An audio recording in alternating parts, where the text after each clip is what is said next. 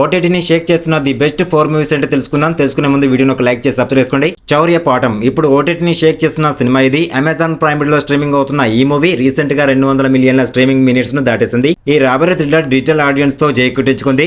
2025 April 25న theatre లో release అయిన ఈ మూవీకి పాజిటివ్ టాక్ వచ్చినా కూడా పెద్దగా కలెక్షన్ రాలేదు. కానీ మే 27, 2025లో ఓటీటీలోకి వచ్చినప్పటి నుంచి దంచు కొడుతుంది.